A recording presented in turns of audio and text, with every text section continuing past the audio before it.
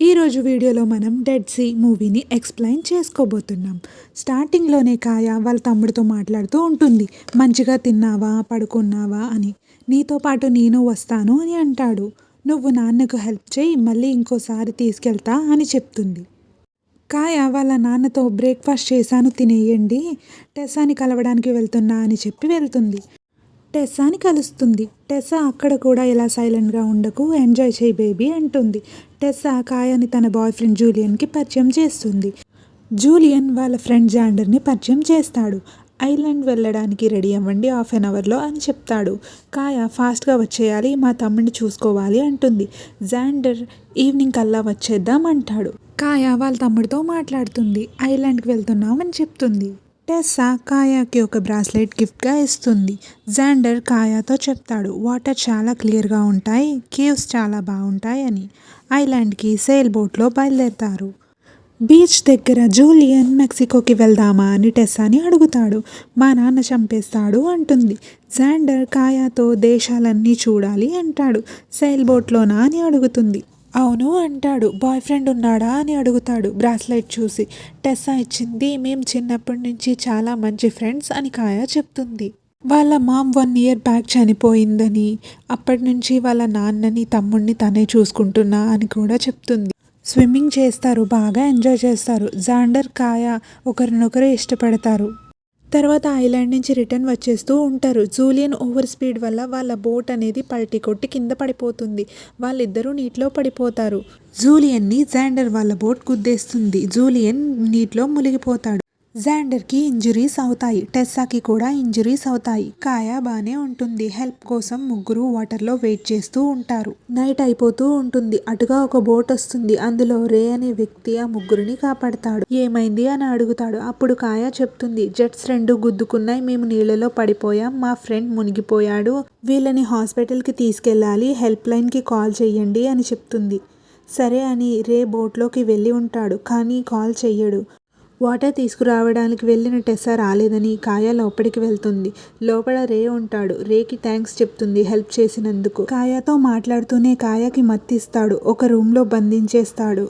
కాయ మెలకువ వచ్చి చూస్తే అదే రూమ్లో టెస్సా కూడా ఉంటుంది. టెస్సాని కాయని ఒక రూమ్లో బంధించేస్తాడు. కాయకి ఒక ఊస దొరుకుతుంది. దాన్ని దాచిపెడుతుంది. రే పైనుంచి డోర్ తీసి ఫుడ్ ఇస్తాడు. ఎక్కడికి తీసుకెళ్తున్నావు మమ్మల్ని? జాండర్ ఎక్కడా? వాడికి గాయాలయ్యాయి, డాక్టర్ని కలవాలి, ప్లీజ్ వదిలేయ్ అంటుంది. ప్లీజ్, నాకు ఒక తమ్ముడున్నాడు, నేనే చూసుకోవాలి ప్లీజ్ అంటుంది. తినమని చెప్పానా? పైకి రావడానికి ట్రై చేశావంటే చంపేస్తాను, ఫుడ్ కూడా ఇవ్వను అంటాడు. మనల్ని ఏం చేస్తాడు వీడు అని టెస్సా ఏడుస్తుంది. నెక్స్ట్ మార్నింగ్ ఒక పెద్ద బోట్ వస్తుంది. ఆ బోట్లోంచి ఒక వ్యక్తి వస్తాడు. టెస్సాని చెక్ చేసి హాస్పిటల్కి తీసుకువెళ్ళి చూడాలి ఏమైందో అని అంటాడు. జాండర్ ఇంకా ప్రాణాలతోనే అలా బోట్ పైన పడి ఉంటాడు. రేతో మాట్లాడుతూ ఒక ఫోటో, డబ్బు ఇచ్చి, ఒక లాయర్ ఉన్నాడు, వాళ్ళ కూతురికి లివర్ కావాలి, ఎంత డబ్బైనా ఇస్తాడు అని చెప్తాడు. రే ఆమెకి సెట్ అవుతుందా అని అడుగుతాడు. వాళ్ళిద్దరికీ బ్రతికే అవకాశం లేదు, ఆ అమ్మాయిని మాత్రం ఉంచుకో అని చెప్తాడు. మిగతా వాళ్ళకి ఎంత వస్తుంది అని అడిగితే 5 అని చెప్పి, నేను కూడా బతకాలి కదా అని చెప్తాడు. జాండర్ బాడీ పార్ట్స్ తీసుకుని బాడీని వాటర్లో పడేస్తాడు. కాయకి లైట్గా కనిపిస్తూ ఉంటుంది వాళ్ళు చేసేదంతా. వద్దు అని అరుస్తుంది. టెస్సా ఇదంతా నా వల్లే జరిగింది అని ఏడుస్తుంది. కాయని ఒక ఫోటో తీసుకుని టెస్సాని మాత్రం లాక్కొని వెళ్ళిపోతారు. కాయ డోర్ని ఊసతో ఓపెన్ చేసి బయటకు వచ్చేస్తుంది. రే ఇంకా ఇంకొక అతను కలిసి టెస్సా బాడీ పార్ట్స్ని తీసేయడానికి రెడీ చేస్తూ ఉంటారు. రే బయటికి వచ్చేస్తాడు. రేకి కనపడకుండా కాయ అక్కడ ఉన్న యారో షూటర్ని తీసుకుని వాణ్ణి షూట్ చేస్తుంది.